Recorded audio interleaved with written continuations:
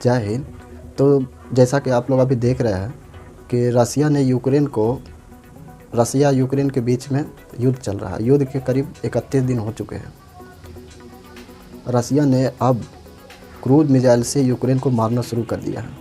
Cruise missile बहुत ही ख़तरनाक missile होते हैं, मतलब परमाणु हथियार से छोटा होता है। लेकिन पूरी दुनिया भी तमाशा देख रही है, कोई कुछ नहीं कर रहा है। नाटो देश ने, हालांकि नाटो देश है, एक संगठन है जो अगर किसी दूसरे देश का हमला होता है तो वो उसका हेल्प करता है, लेकिन नाटो देश भी अभी कुछ हेल्प नहीं कर रहा है, क्योंकि रसिया ने साफ कह दिया कि अगर नाटो बीच में आता है तो फिर हम परमाणु से हमला करेंगे और तीसरा विश्व युद्ध छिड़ जाएगा।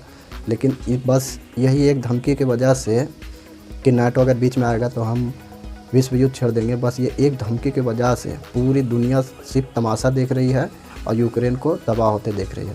बेचारा यूक्रेन 31 दिन से लगभग जंग हो रहा और लगभग 50% यूक्रेन तबाह हो चुका है। 2 करोड़ से लोग पलायन कर चुके हैं वहाँ से, और अभी भी वो मार ही रहा है।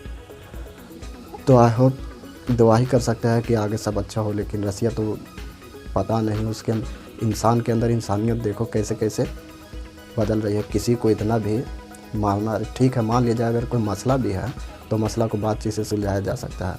इस तरह से बेकसूर बेगुनाह को मारना ये ठीक बात नहीं।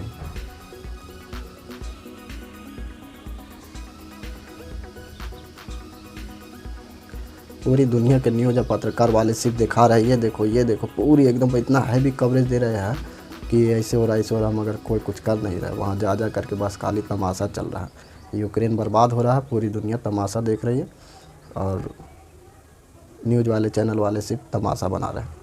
बस यही हो गया बेचारे यूक्रेन के साथ।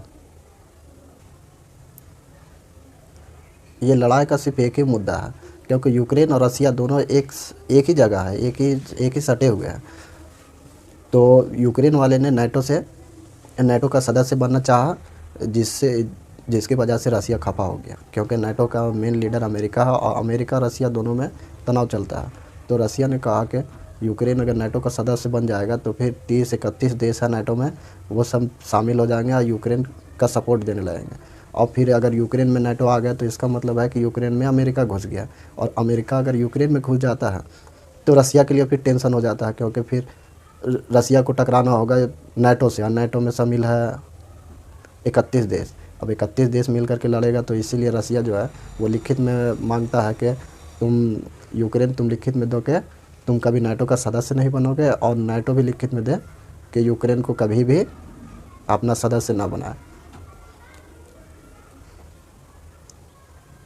लेकिन ऐसा लगता है कि बातचीत का सिलसिला जारी है, लेकिन ऐसा लगता है कि जब तक बातचीत का सिलसिला ख़त्म होगा, जब तक पूरा यूक्रेन तबाह हो चुका होगा। लेकिन आज के 21वीं सदी में बड़ा अजीब का देखने को मिल रहा है कि कोई एक दूसरे को इतना मार रहा है, अब पूरी दुनिया वाला देख रहा है। अरे ठीक है, मान लीजिए अगर कोई बात मनवाना है या कुछ बोलना है तो आदमी शांतिपूर्वक भी कर सकता है,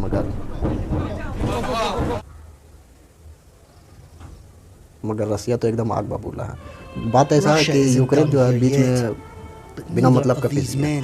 रसिया और अमेरिका ये दोनों की मेन जंग है,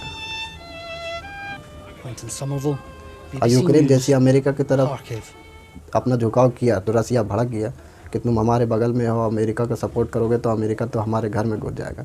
मेन यही कारण है, और इसी वजह से यूक्रेन को दबा के धो रहा है रसिया वाले। अब देखो, आई होप, हम तो यही दुआ करेंगे कि देखो बातचीत से मसला समझ जाए, वरना बेगुनाह नागरिकों की जान किसी को अच्छा नहीं लगता है। हम तो यही कहेंगे बातचीत से मसले का हल निकल जाए, वक्त रहते।